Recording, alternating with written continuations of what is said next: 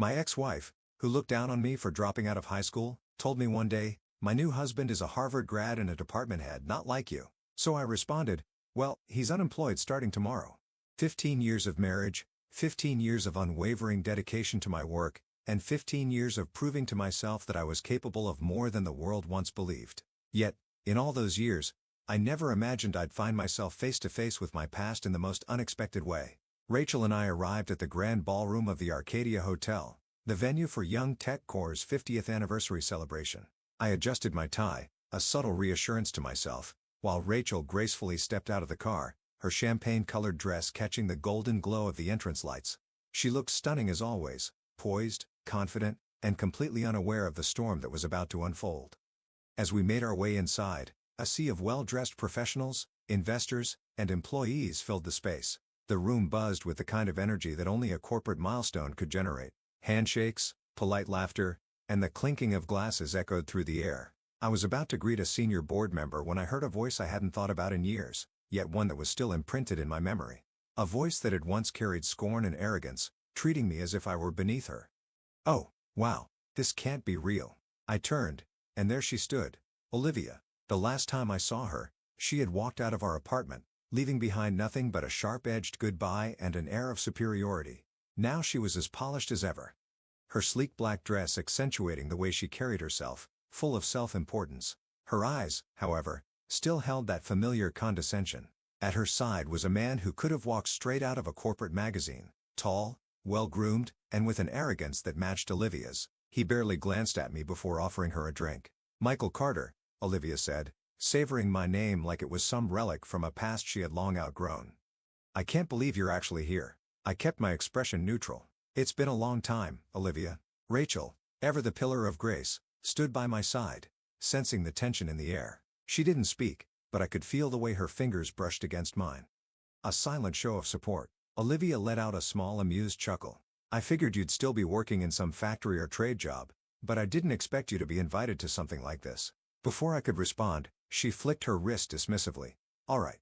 Of course, maybe you're here as someone's +1 or working the event." It was as if the years hadn't passed at all, as if we were back in the cramped apartment where she told me she deserved better, that she needed someone with ambition, someone with status, and she had found him, the man standing beside her.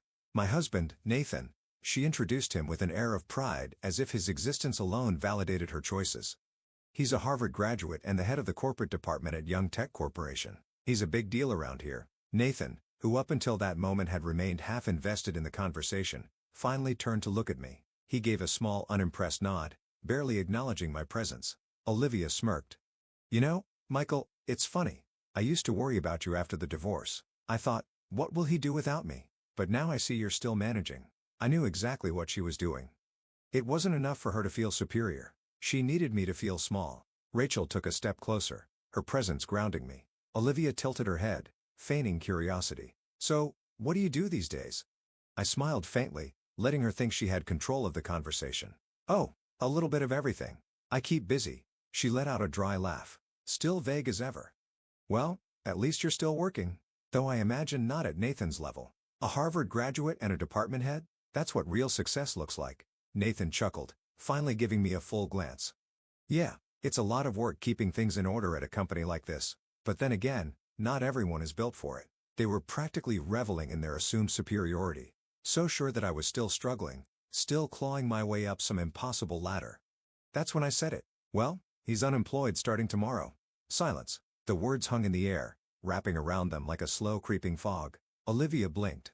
"Excuse me." Nathan's amusement wavered for the first time. I kept my expression unreadable. "You heard me." Olivia let out an incredulous laugh.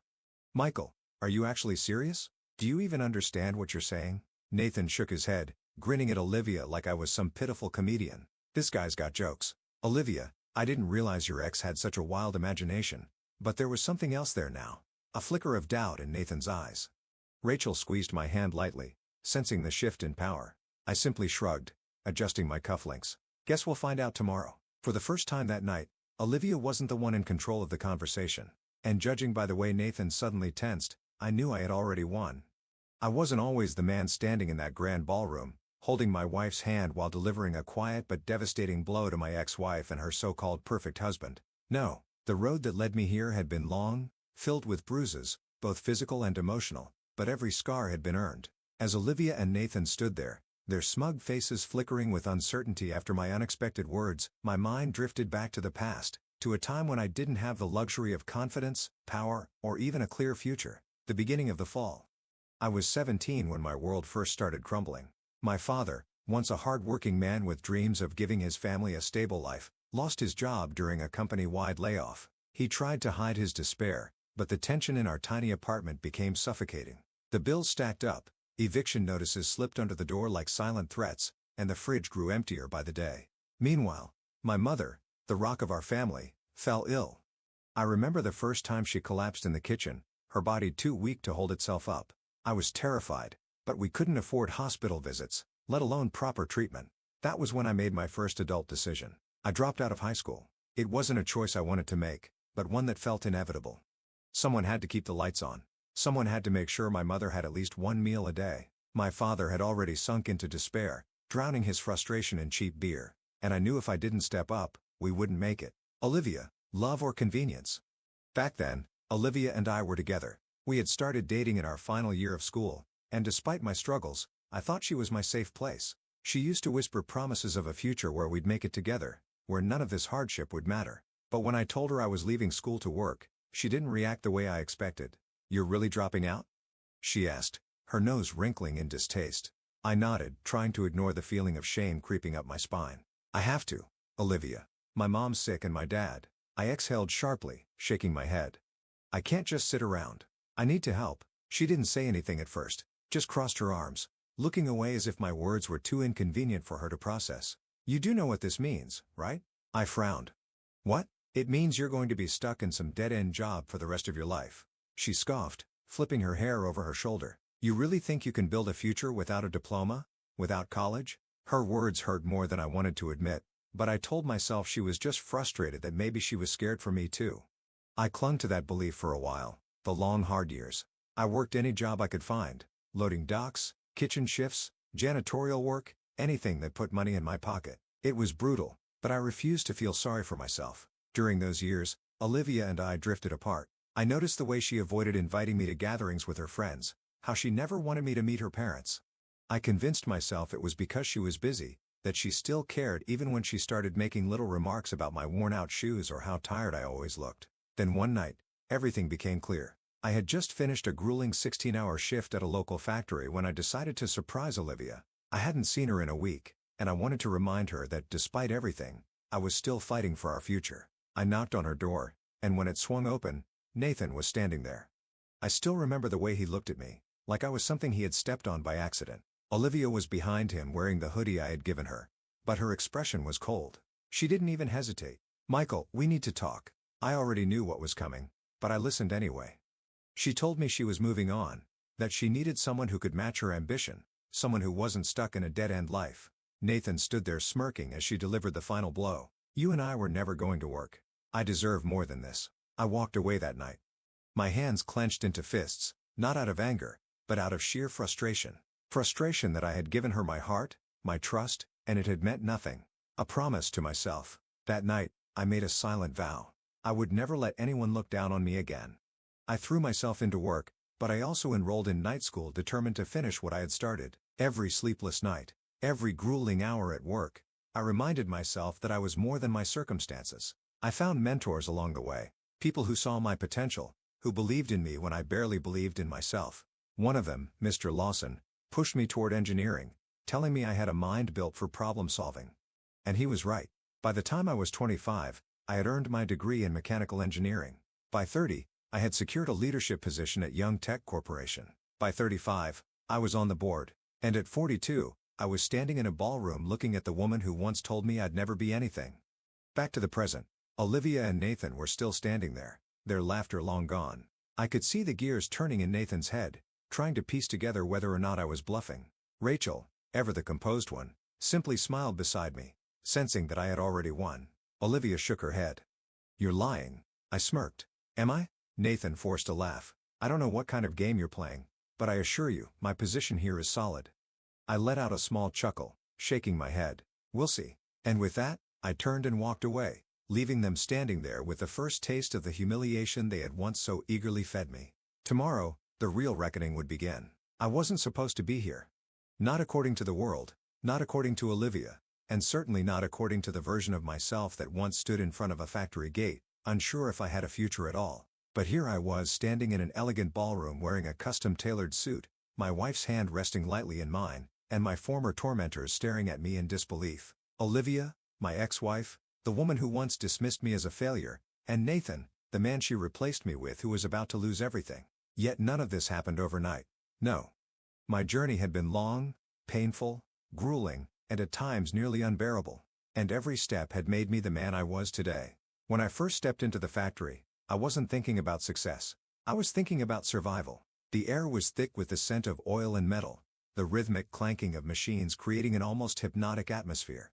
I was just another young worker in a sea of faces, all of us wearing the same grease-stained uniforms. I started at the bottom, assembling parts, cleaning machinery, doing the work no one else wanted to do. I never complained. Complaining wouldn't put food on the table. I worked hard, harder than anyone else because I had no other choice. The older men at the factory used to tell me, "Kid, don't kill yourself over this job. No one cares how hard you work," but I cared. Every bolt I tightened, every circuit I examined, every machine I repaired, I made sure to do it better than the last time because I wasn't just working. I was learning. I studied the way the machines functioned, asked the senior engineers questions whenever they'd let me, and spent my nights reading old technical manuals I found discarded in the break room. Slowly, I began to understand the inner workings of the factory, not just as a worker, but as a problem solver. And then one day, opportunity knocked. It was late, long after the usual shift had ended. Most of the workers had gone home, but I had stayed behind to help an old supervisor, Mr. Lawson, fix a failing machine. He was cursing under his breath, rubbing his temples as he stared at the malfunctioning equipment. "We're gonna need a specialist for this," he muttered, "and that's gonna cost money we don't have." I had been observing for hours, quietly taking notes in my head. I knew what was wrong. "Sir," I said cautiously, "I think I can fix it." He looked at me, skepticism clear in his tired eyes. You've been here what, 2 years? 3, I corrected, rolling up my sleeves. "Let me try." I had nothing to lose. He sighed but stepped aside. "Go ahead, kid. If you break it worse, it's your funeral." I worked fast, retracing the problem from the faulty wiring to a misaligned belt that no one had thought to check. 30 minutes later, the machine whirred to life.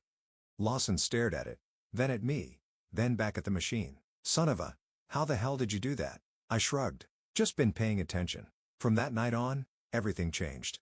Lawson took me under his wing. He taught me things beyond the factory floor, engineering principles, machine design, efficiency optimization. He made me see that I wasn't just meant to be another laborer.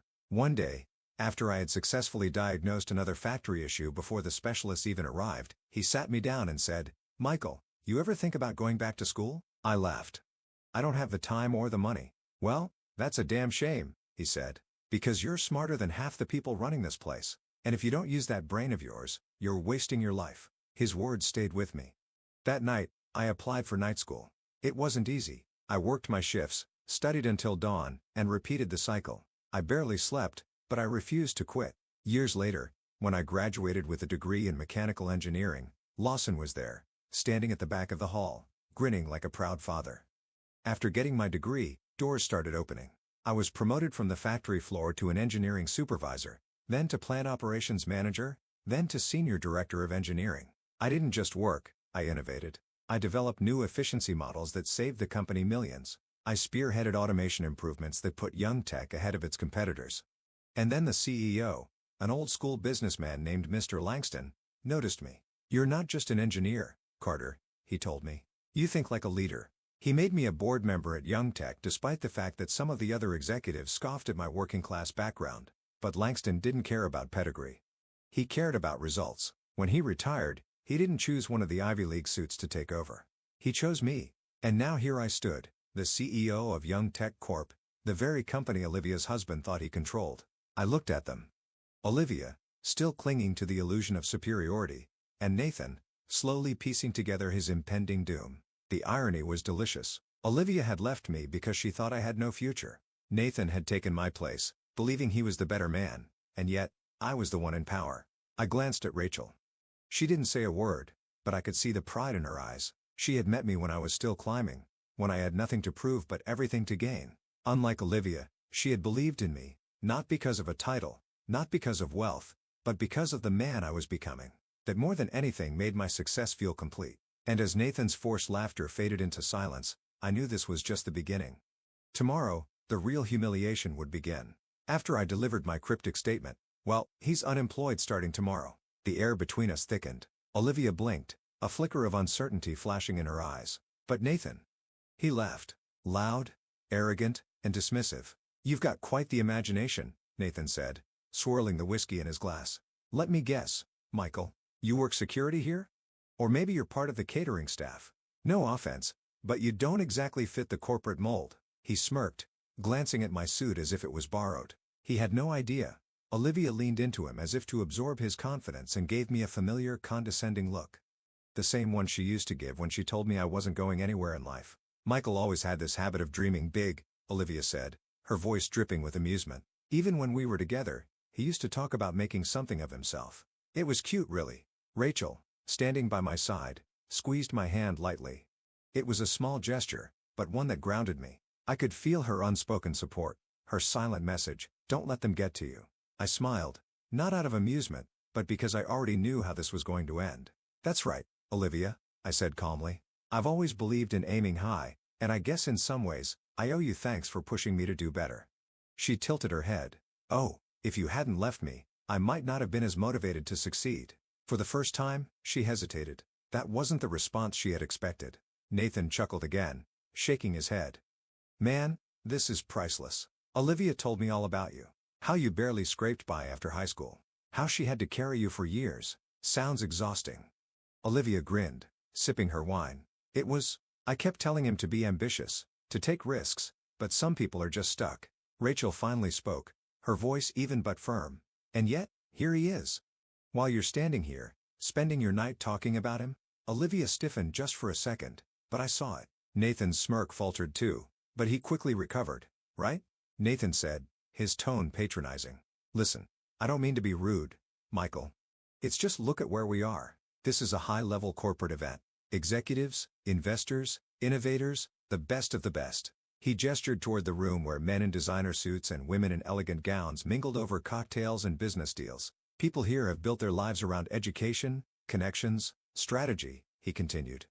"It's not about hard work anymore. It's about who you know, about being smarter than the competition.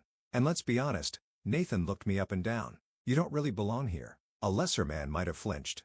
A younger me might have clenched his fists and walked away. But I had spent years in boardrooms where men like Nathan tried to outmaneuver me with their pedigrees and perfect resumes. I had learned how to stay calm in the face of arrogance. So I just smiled. "That's an interesting perspective," I said.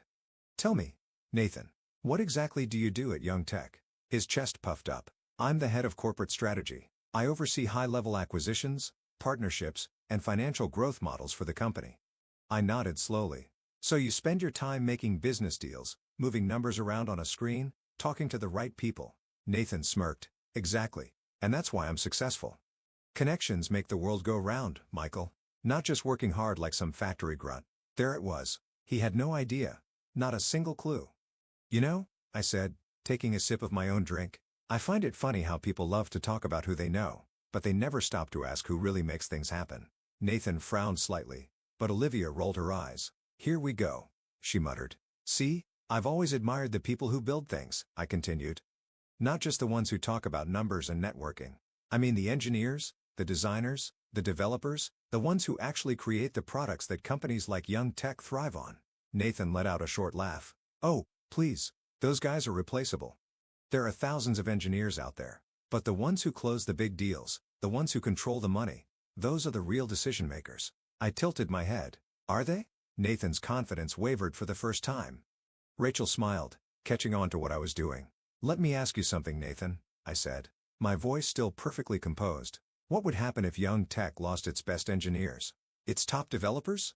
If, say, the entire research and development department decided to walk out tomorrow?" Nathan scoffed. "That would never happen. But if it did," he hesitated. "I mean, we'd hire new ones. Adjust. Adapt." "Really?" I nodded. "And how long would that take? 6 months? A year? Maybe more? And what happens to the revenue in the meantime? What happens to the stockholders? The investors? The board? Nathan's smirk was gone now. I took another step closer, lowering my voice just slightly. And what if the CEO, the one person who actually understands how every department functions, the one person who actually built the company's biggest innovations, decided you weren't necessary anymore? Nathan's face paled. I leaned in just enough so that only he and Olivia could hear. Because let me tell you something, Nathan, I said, voice deadly calm. You don't run Young Tech. You don't own Young Tech. You're just an overpaid middleman playing business executive. And tomorrow morning, you're going to find out just how little you actually matter. Nathan swallowed hard. Olivia looked between us, her confident mask slipping. You're lying, she whispered. I straightened up, smiling again. Am I? A moment of silence stretched between us. Then the room's microphone buzzed to life. Ladies and gentlemen, we'd like to welcome Young Tech Corporation's president and CEO, Michael Carter, to the stage for his opening remarks. The color drained from Olivia's face. Nathan froze, his expression shifting from arrogance to sheer disbelief. I turned away from them without another word and walked toward the stage. As I stepped up, the applause rang out and I could feel their eyes on me. The stunned, speechless humiliation. And I hadn't even started yet. The moment my name was announced, the applause erupted. The room filled with the highest executives, investors, and respected figures of Young Tech Corp turned their attention to the stage. I adjusted my tie and strode forward, each step deliberate, each movement carrying a quiet authority that could no longer be questioned. The murmurs followed. Low voices buzzing with realization, with surprise, with admiration, but I wasn't focused on them. I was focused on Olivia and Nathan. I didn't have to turn around to know what was happening behind me. I could picture it clearly. Olivia, standing frozen, her perfectly constructed image of superiority crumbling before her eyes. And Nathan? I could almost hear the way his breath hitched, the sudden weight of dread pressing down on his shoulders as he realized fully and completely what I had meant when I said he'd be unemployed tomorrow. The arrogance he had worn like armor was now useless because suddenly